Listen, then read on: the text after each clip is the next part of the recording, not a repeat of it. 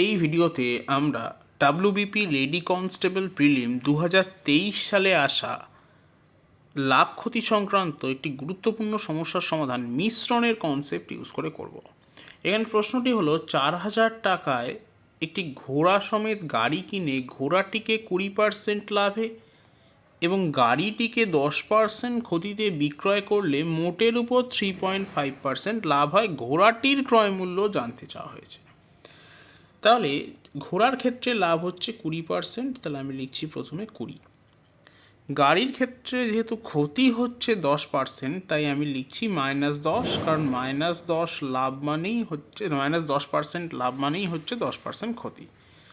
আর সামগ্রিকভাবে যেহেতু 3.5% লাভ হচ্ছে, তাই এদের দুজনের মাঝখানে একটু নিচে আমি লিখছি 3.5।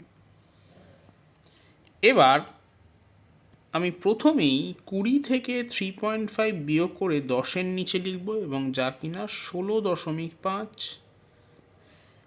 সিমিলারলি আমি 3.5 থেকে -10কে বিয়োগ করব, তাহলে পাবো 3.5 -10, অর্থাৎ 3.5 + 10, তাহলে পাচ্ছি 13.5। 13.5কে লিখছি 20-র তলায়।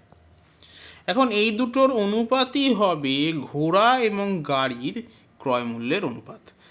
তো এই দুটোকে যদি কাটাকুটি করি এখন আমি, তাহলে পাবো,